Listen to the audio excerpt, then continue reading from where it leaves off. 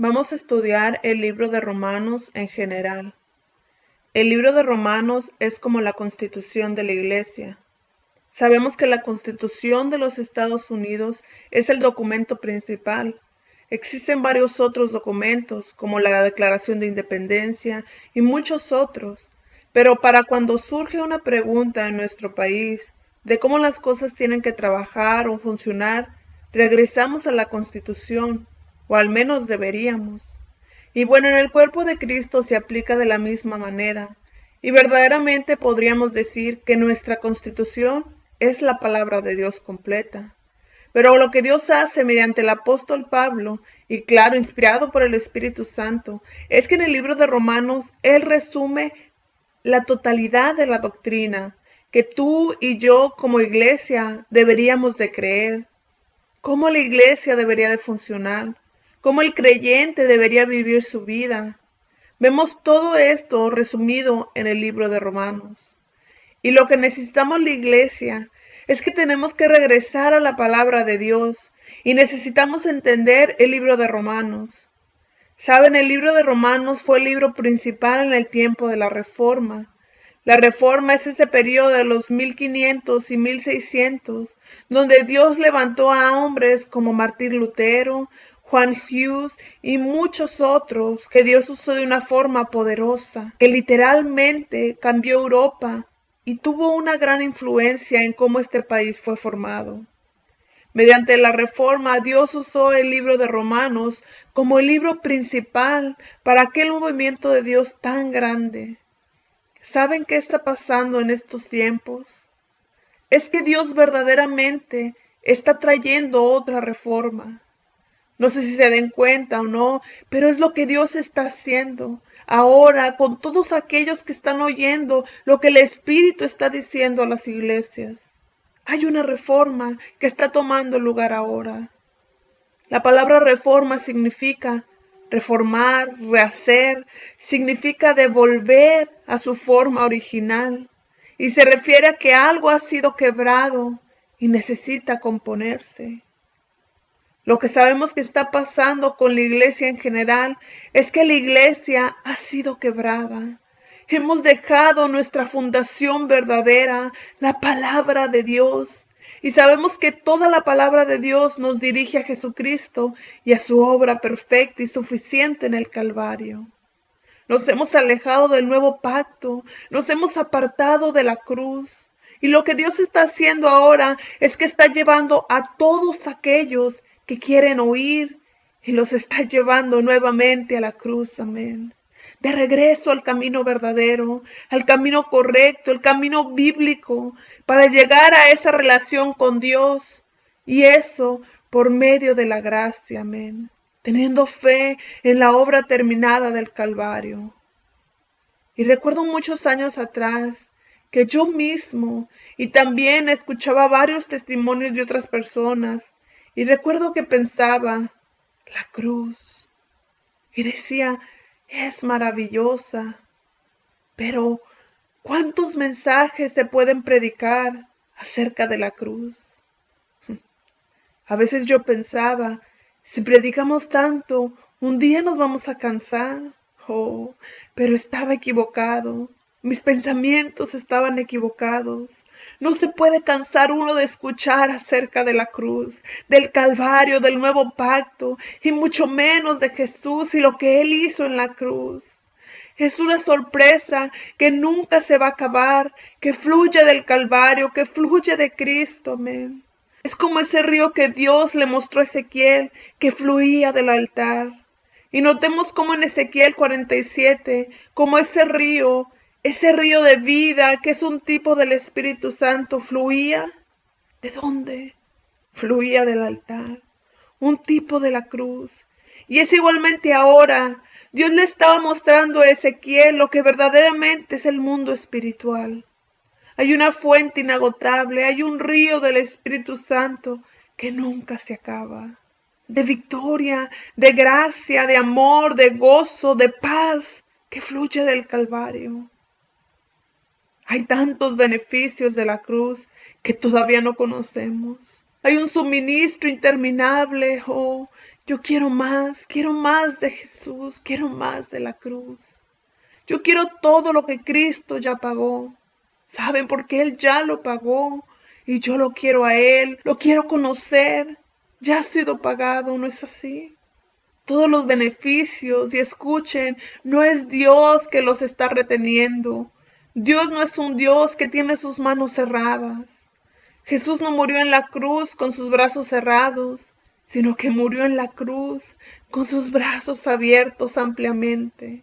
Y no creo que sea una coincidencia que Él haya muerto con sus brazos abiertos hasta más no poder.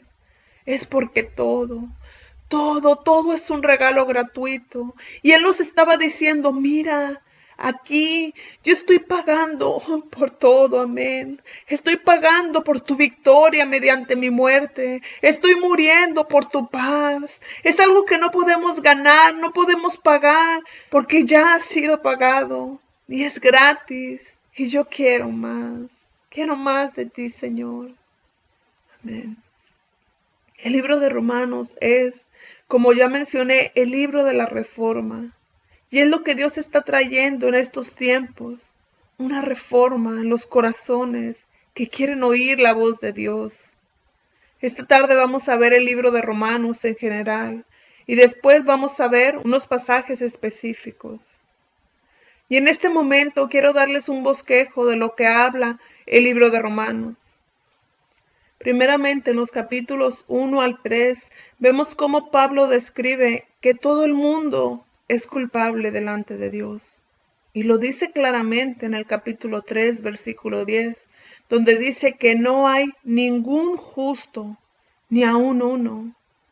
Todos nos hemos extraviado del camino, y todos hemos llegado a ser poco productivos, todos.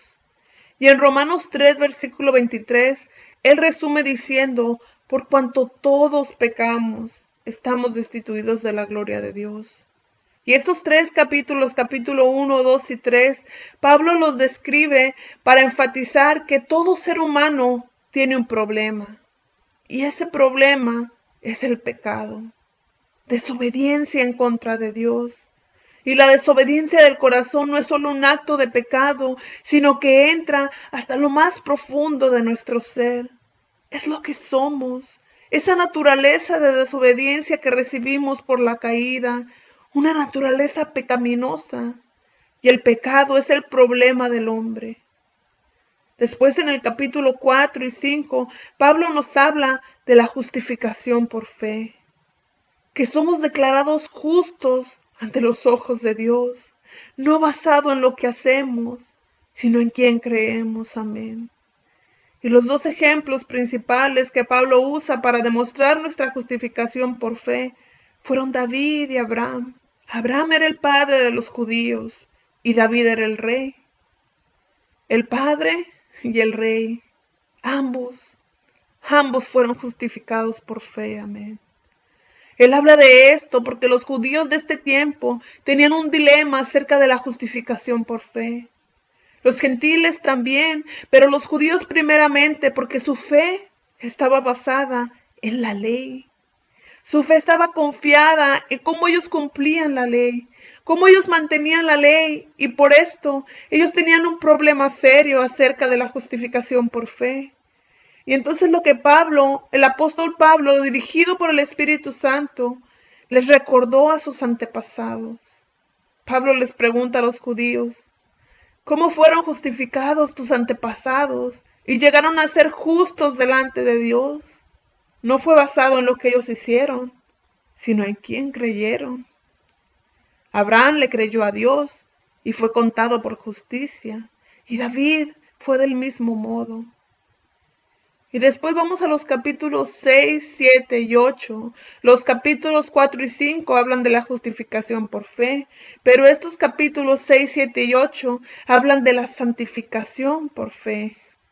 Por un momento solo quiero explicar los tres eventos más importantes de nuestra salvación. Y lo vamos a explicar basado en la Escritura, porque muchas veces los creyentes no entienden esto acerca de la salvación que tenemos en Jesús. En Efesios 2, del 8 al 9, Pablo dice, porque por gracia somos salvos. por medio de la fe. Es un regalo de Dios, no por obras para que nadie se gloríe. Lo que es interesante es que muchos de los creyentes basan su salvación en esa experiencia inicial donde llegaron a ser salvos. ¿Se acuerdan? Cuando fuimos salvos. ¿Recuerdan cuando aceptamos a Jesucristo? Ese siempre tiene que ser el evento principal de nuestra vida. Ese fue el milagro más maravilloso cuando aceptamos a Jesucristo. Oh, pero escuchen, la salvación que tenemos en Jesucristo no está limitado a esa experiencia a pesar de que fue tan genial. En ese momento fuimos justificados, sí, cuando Dios nos declaró justos delante de Él. Pero nuestra salvación también incluye nuestra santificación y nuestra glorificación venidera. Estos son los tres eventos principales que tenemos en nuestra salvación. En Jesucristo hemos sido justificados, estamos siendo santificados y en un día seremos glorificados. La justificación pasa en un segundo. En ese mismo momento, así, rápido, un día seremos glorificados. Dice la palabra que en un abrir y cerrar de ojos vamos a ser cambiados. Y entonces tenemos estos dos eventos, justificación y glorificación. Oh, pero en medio de estos dos eventos tenemos este proceso largo, muy largo, que parece que toma para siempre, el cual yo me refiero muchas veces como santificación. Hemos sido justificados, estamos siendo santificados y seremos glorificados. Pero estamos en este proceso, en este momento de santificación. En el momento que uno recibe a Jesucristo, el proceso empieza. Tu vida como hijo de Dios empieza. Y esa palabra santificación significa limpiarnos, significa hacernos santos. Existen dos aspectos de la palabra santificación. Existe la santificación posicional que tenemos en los cielos en Cristo, que ya fue completa, ya tomó lugar. Tú eres 100% santo delante de Dios en Cristo. Eres santo posesionalmente. Es como si Dios pone un círculo alrededor de ti y Él dice, todo lo que está en el círculo es mío, amén. Eres mío, has sido separado, no eres del diablo, no eres del mundo, ni siquiera eres de ti mismo, eres mío, has sido comprado con un precio y en ese sentido has sido santificado. Pero por otro lado está el aspecto condicional de la santificación. Nuestra vida aquí en la tierra, la cual no ha sido terminada, es un trabajo en proceso. Es como Dios le enseñó a Jeremías en Jeremías capítulo 18. Somos ese pedazo de barro en las manos del alfarero. Y el barro y nosotros no somos cambiados así, rápidamente. Toma algún tiempo, ¿verdad? Toma trabajo. En ocasiones el alfarero tiene que meter sus dedos entre el barro, o a veces el alfarero tiene que sacar desde lo profundo las áreas dañadas. Parte del barro que no se forma, las tiene que cortar, tiene que podar, tiene que podar el árbol. Dios nos tiene que podar y esa es la santificación. Poco a poco estamos siendo formados y transformados a la imagen de Dios. Esto no pasa instantáneamente, sino que es un proceso que dura toda la vida. Y no quiero tomar mucho tiempo en esto, pero hay personas que piensan que hemos sido salvos y hemos sido santificados condicionalmente en ese mismo instante. Que nosotros como hijos de Dios venimos a ser perfectos, sin pecado, en un instante. Pero lo único que tienes que hacer es ser honesto contigo mismo. Mirarte al espejo, preguntarle a tu familia, preguntarle al Señor, Señor, yo soy perfecto y no peco más. Y puedo asegurarles que el Señor les va a contestar, no, no lo eres. Ustedes y yo somos un trabajo en proceso. Estamos siendo santificados. Y como vimos, un día seremos glorificados. Y el mensaje de la cruz nos declara que del mismo modo que llegamos a ser justificados, somos también santificados. Y es del mismo modo que usted y yo llegaremos a ser glorificados. Nos muestra que Jesús es el autor y el consumador de nuestra fe, no basado en nuestras obras, y aunque vamos a hacer obras, sí, pero Él es el autor, el que originó, el que terminó y completó nuestra fe. Porque se requiere fe para empezar y se requiere fe para terminar. Así es. Y si se requiere fe para empezar y se requiere fe para terminar, pues también se requiere fe para continuar. ¿Sí tiene sentido? Se necesita fe en la obra terminada del Calvario. Y entonces tenemos estos tres eventos importantes en nuestra salvación: justificados, santificados y glorificados. Y nuevamente les digo, en este momento estamos siendo santificados. Si nuestra fe está anclada apropiadamente en la obra terminada de Cristo, en la cruz, y estás confiando en su obra y no las tuyas, entonces así verdaderamente le dejamos al Espíritu Santo que nos dirija a ser santificados, como deberíamos de ser, no por lo que nosotros hacemos, sino que poniendo nuestra fe en lo que Cristo ya hizo en la cruz del Calvario. Ahora en el capítulo 6, Pablo se enfoca en la cruz de Cristo. Él ahí nos describe lo que significa la cruz, lo que hizo y cómo la aplicamos en nuestra vida. Explica cómo trabajan las cosas. Pablo nos dice en Romanos 6 que hemos sido bautizados en Cristo Jesús. Y así como fuimos bautizados en Jesús, hemos sido bautizados en su muerte, en su sepultura y en su resurrección. Que cada hijo de Dios que cree que Jesucristo murió, Él también muere. Tu viejo hombre muere, y para ustedes las mujeres, tu vieja mujer muere. Fue crucificada en el Calvario. Morimos al pecado, morimos a los poderes de la naturaleza pecaminosa en nuestras vidas, pero solo mediante la cruz.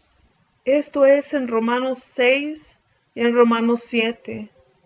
Pablo habla del hombre en relación con la ley. Y solo estoy resumiendo esto, pero lo que Pablo nos muestra aquí es que tú y yo, como hijos de Dios, no tenemos la victoria sobre nuestra naturaleza pecaminosa por medio de la ley. Y pueden preguntarse, ¿pero de qué está hablando, hermano? ¿Habla de los 10 mandamientos? Y bueno, incluye los 10 mandamientos, pero también incluye las leyes que nosotros como hombres hacemos. Que no somos justos delante de Dios basado en lo que hacemos, cómo actuamos y qué tan bien lo hacemos. Y lo que Pablo nos muestra en el capítulo 7 es su experiencia personal.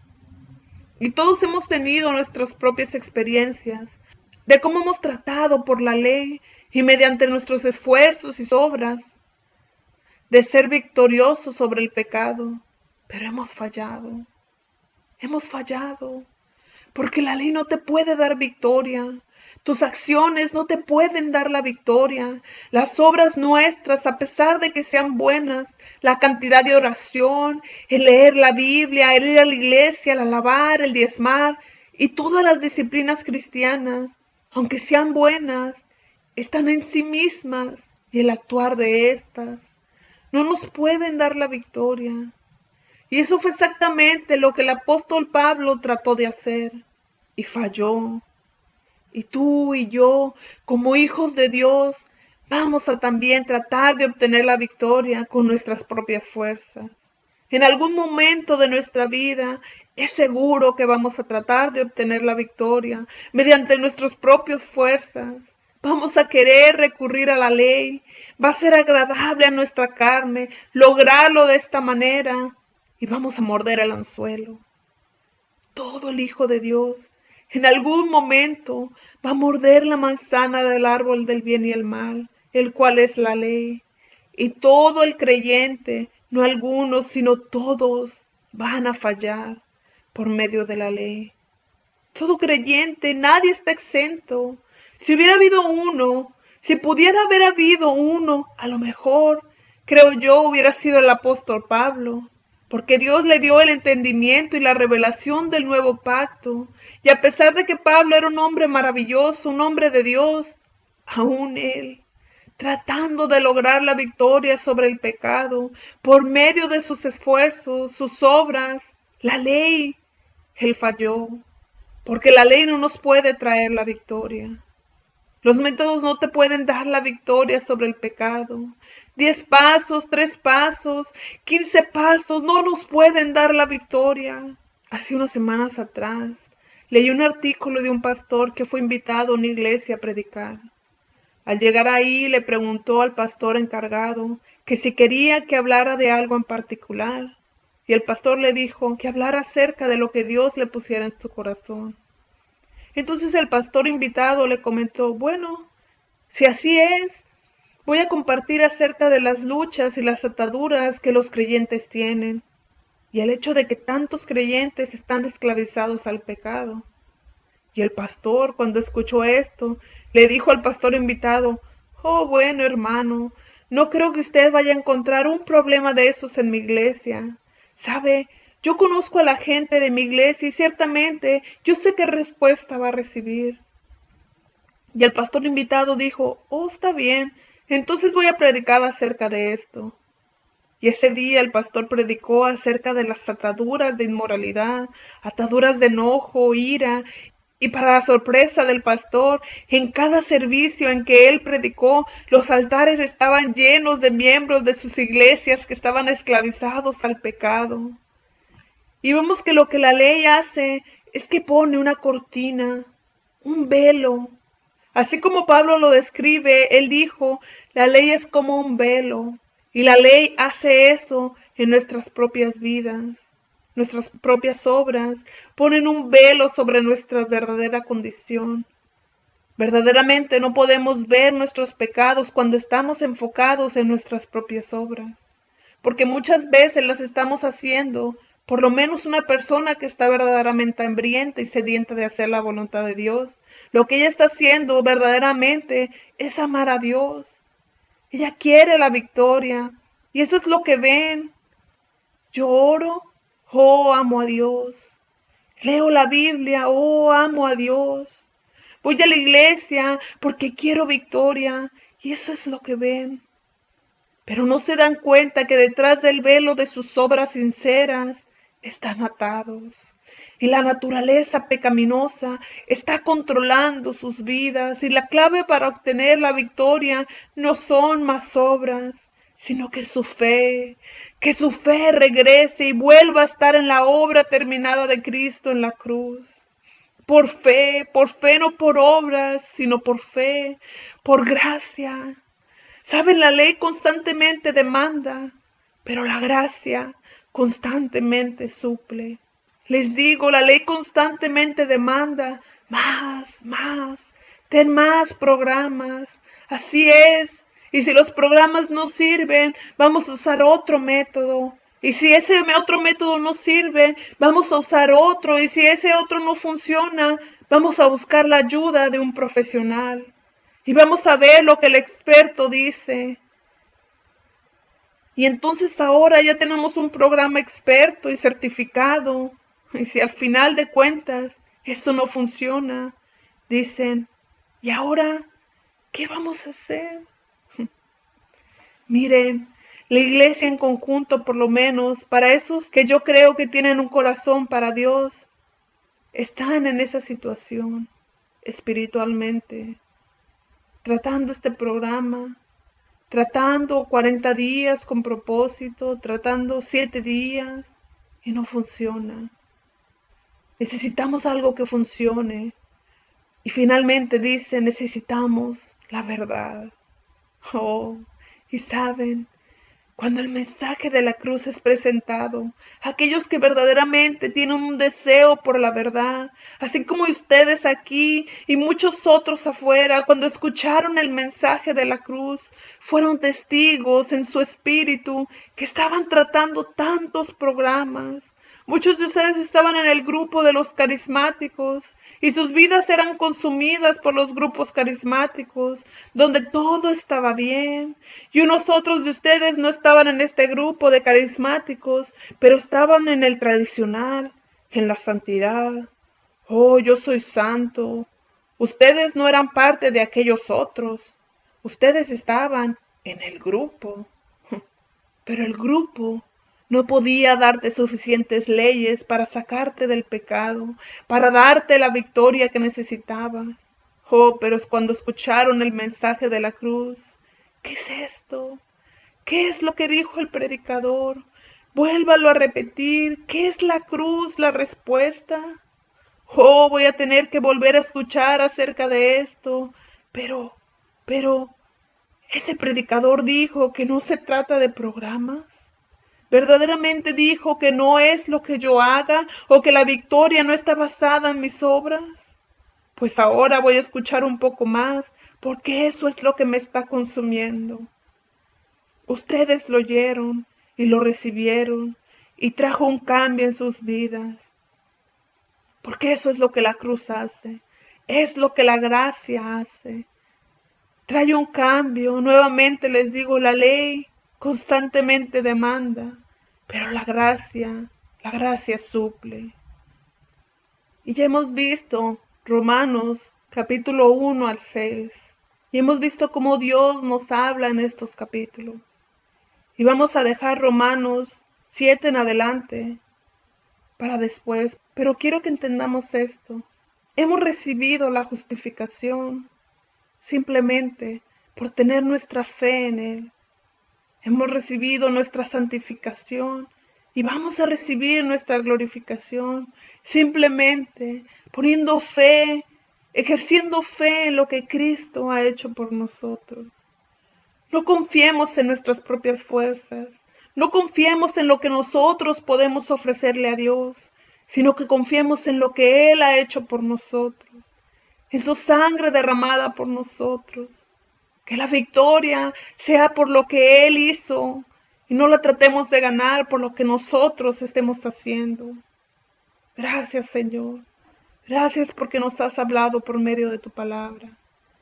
Te pedimos que nos ayudes y nos sigas ayudando en nuestro diario vivir, a hacer tu voluntad, Señor, y no la nuestra. En el nombre de Jesús te damos gracias. Amén y amén.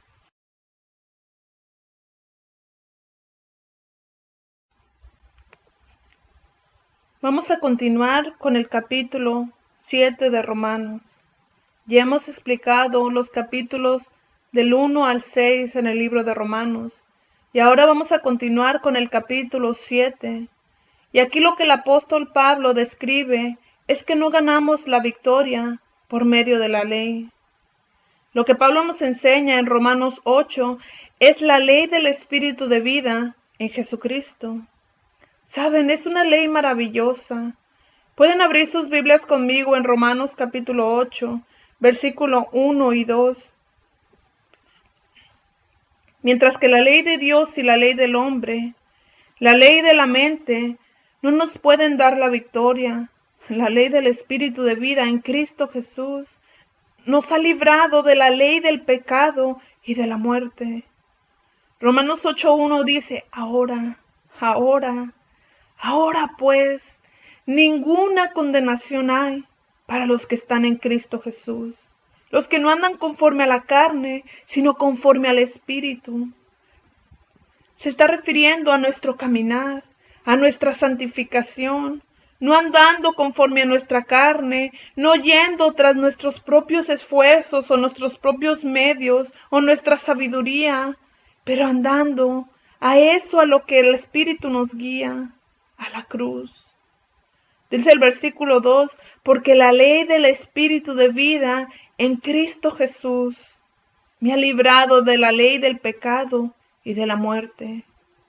Pablo nos explica cómo el Espíritu Santo trabaja en nuestras vidas como hijos de Dios, cómo el Espíritu Santo trabaja mediante esta ley, no mediante la carne, pero por medio del Espíritu y la ley del Espíritu de vida en Cristo Jesús.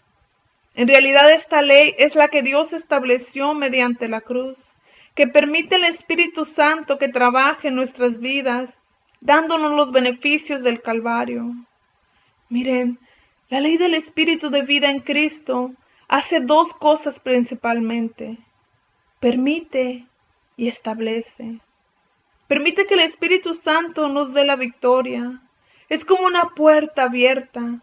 ¿Sí me entienden? Esta ley es como una ley espiritual establecida en la cruz, establecida por lo que Cristo hizo en la cruz del Calvario. Ahora, Él abre la puerta para que el Espíritu Santo trabaje en nosotros, para traer salvación, pero también santificación. La victoria sobre el pecado nos provee su gracia, su misericordia, esa constante provisión que nunca se acaba, sino que es un fluir de todos los beneficios que Él permite y que el Espíritu Santo se mueva. Pero fijémonos en esto, la ley del Espíritu de vida en Cristo Jesús también establece. ¿Y qué es lo que establece? Establece los límites en los cuales el Espíritu Santo trabaja en nuestras vidas. ¿Y por qué hace eso? Porque es una ley. Y así como cualquier ley dice, si estás aquí estás bien, pero si te pasas fuera de los límites, las cosas no van a funcionar. Si quebrantas las reglas, va a haber una sanción. Pues la ley establece límites. Y la ley del Espíritu de vida en Cristo Jesús establece los límites en los cuales el Espíritu Santo trabaja. Y esos límites están en Cristo Jesús, en Jesús. Y cuando Pablo usó la palabra Cristo Jesús, él no estaba separando quién era Él con lo que Él logró en el Calvario. El nombre Jesús significa Salvador. Eso declara quién es Él y lo que Él hizo. Bíblicamente no se puede separar quién es Él y lo que Él logró en la cruz del Calvario. Y entonces los límites de cómo el Espíritu Santo trabaja en nuestras vidas es verdaderamente la obra terminada que Jesús logró en el Calvario. Y hay un requisito para esa ley, y es simplemente fe. No simplemente fe en la palabra de Dios. Mucha gente afirma que tienen la fe en la palabra de Dios, pero su fe no está enfocada apropiadamente. Mucha gente tiene una fe muy amplia, dicen, bueno, pues yo creo en Dios, o creo en la Biblia, o yo creo en Jesús. Pero, ¿en qué verdaderamente estás confiando en tu vida diariamente? ¿Por cuál ley estás viviendo? ¿Es tu propia ley? ¿La ley de tus propios pensamientos? ¿O es la ley del Espíritu de vida en Cristo Jesús? Y una cosa que la ley requiere de ti y de mí como hijos de Dios es que nuestra fe se quede y permanezca y continúe en la obra terminada y perfecta de Jesús en la cruz. Y pueden preguntarse, ¿entonces eso quiere decir que no tengo que creer en la Biblia? Claro que no. Tú tienes que creer en la palabra de Dios, porque cada palabra que está escrita en la Biblia habla de Jesucristo y lo que Él hizo en el Calvario. Jesús el Salvador, el Cordero, Él es la palabra. Puesto los ojos en Jesús, el autor y consumador de nuestra fe. Y entonces esa ley requiere una sola cosa, que nuestra fe permanezca en la obra terminada de Jesucristo. Y finalmente vamos a los capítulos 9, 10 y 11, y aquí Pablo da una advertencia a la iglesia.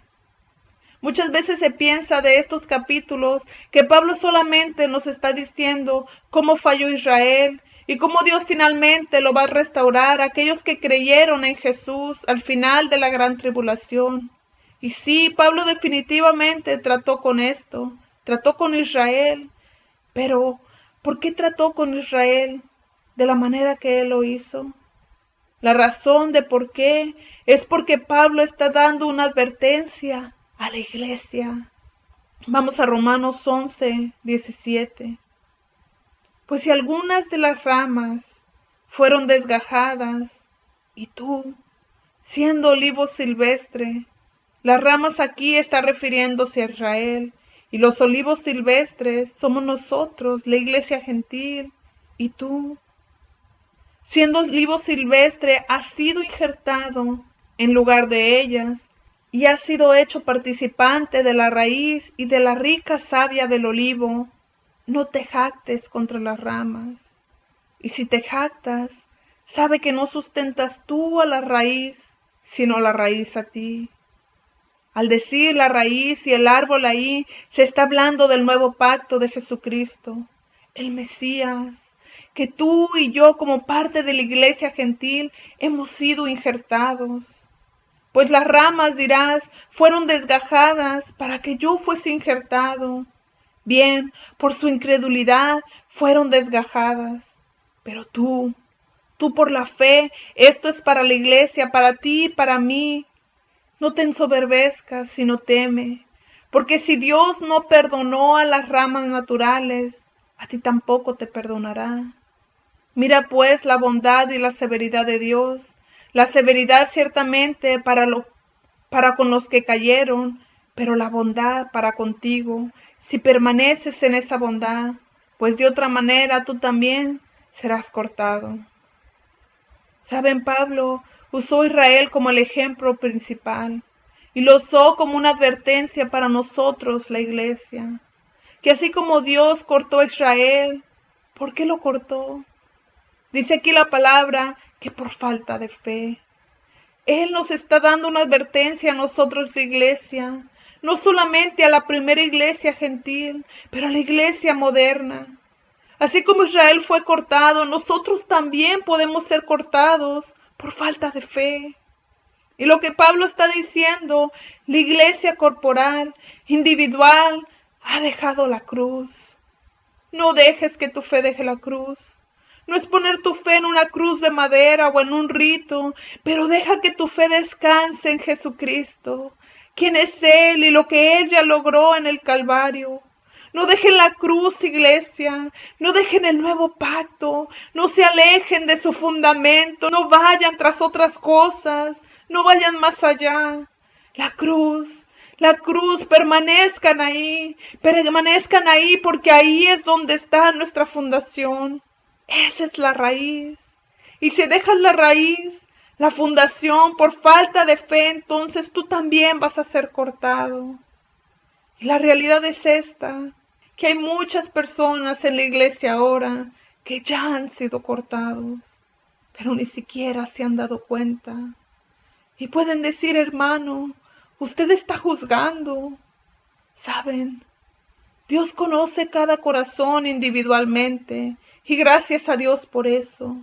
Él puede ver a través de todas las muchas obras, los esfuerzos, a través de las máscaras que a veces nos ponemos, y Él ve nuestro corazón. Pero yo creo que la verdad, la triste realidad, es que millones de personas que están yendo a las iglesias ya han sido cortados y no se han dado cuenta. Es como la iglesia de la Odisea que decía que era rica y tenía muchos bienes y decía que no tenía necesidad de nada, pero dijo el Señor, eres tibia y te vomitaré de mi boca. Eres pobre, miserable y ciego. Y es por esto que Dios ha traído este mensaje nuevamente a la iglesia. Es porque Él ama a su gente, esos que han sido desviados y han dejado su fundamento y han sido cortados, pero no se dan cuenta. Dios los ama, Dios te ama y te quiere traer nuevamente a la cruz. En los versículos 12 al 16, Pablo nos da las aplicaciones prácticas de todo lo que hemos mencionado en los capítulos 1 al 11. Eso quiere decir que cuando Dios nos ha abierto los ojos para ver lo que Él logró en la cruz del Calvario, cuando Dios nos lo ha revelado mediante su Espíritu Santo, el deseo de Dios es que empecemos a vivirlo desde que lo conocemos. Tomó solo un paso de fe para ser salvos, un paso de fe para estar en Cristo. Y lo que Dios está esperando, ¿qué es? Vívanlo. Dios no nos ha dado este mensaje para llenar nuestras mentes con buena teología. Él quiere tomar la teología y volverla una realidad. El Señor es bueno, amén.